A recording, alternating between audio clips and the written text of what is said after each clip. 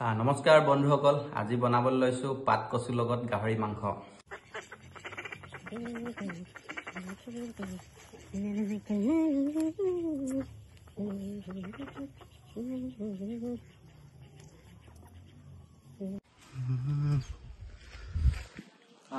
কচু শাক বুটলা হৈ গ'ল আৰু আনফালে ঘৰৰ বিলাহী ছিঙি ললো।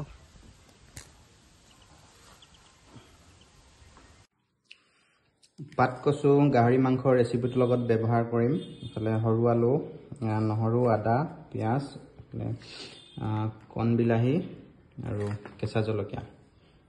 কি ধৰণে ৰেচিপিটো বনাই আছো আপোনালোকে শেষলৈকে চাব।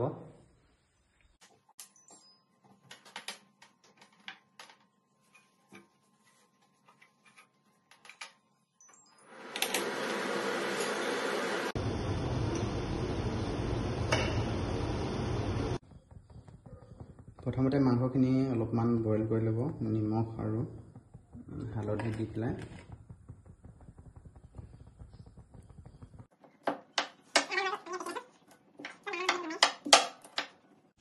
বিনা তেলত বনাম যিহেতু মাংস অলপমান চৰ্বি দি লৈছোঁ প্ৰথমতে।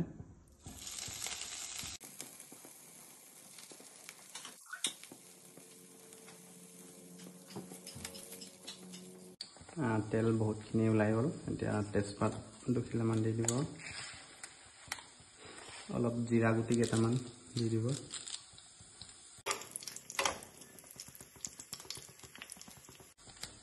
এতিয়া পিঁয়াজ, আদা, নহৰু আৰু জলকীয়া দি দিব।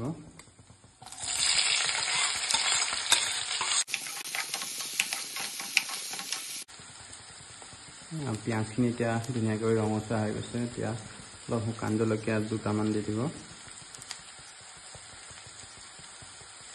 দি পেলাই বইল কৰি থোৱা গাহৰি মাংস আৰু আলু কেইপিচমান দি দিব।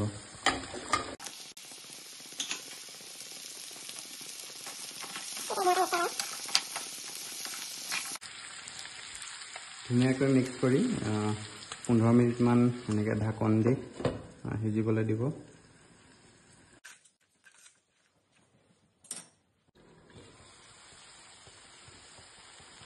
মিনিট হৈ গ'ল।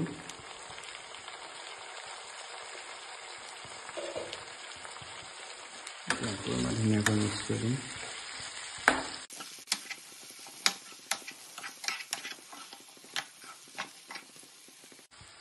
আৰু এতিয়া কাটি ৰখা কচু পাতখিনি দি দিম। এতিয়া ওপৰত নিমখ দি পেলাই ধুনীয়াকৈ মিক্স কৰিব লাগিব। নিমখ দিওঁতে অলপ চাব লাগিব যে বইল কৰোঁতে মাংসখিনি নিমখ দিয়া আছিলে।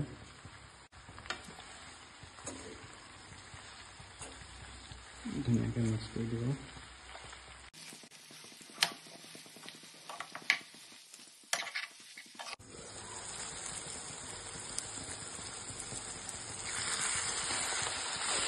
অলপমান পানী ওলাইছে কচুৰ পৰা। ঘৰৰ পাত কচু আছিলে, ধুনীয়াকৈ গলি গৈছে একেবাৰে। এতিয়া অলপমান গৰম পানী এড কৰি দিম।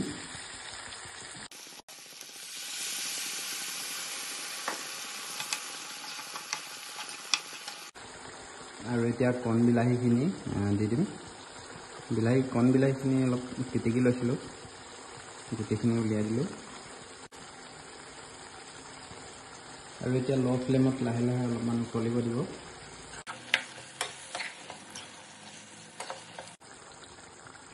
মাংস প্ৰায় হৈ গ'ল, একেবাৰে শেষত মিহিকৈ খুন্দি লোৱা জালুকৰ গুড়া অলপ দি দিব।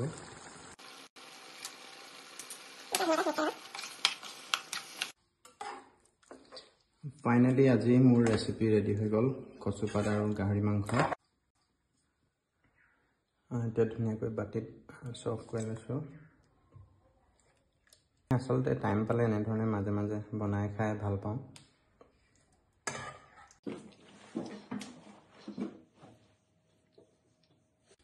খুব ধুনীয়া এটা মজাৰ ৰেচিপি হয়, বহুতে খাইছে। যিসকলে নাই খোৱা কমেণ্ট কৰিবচোন।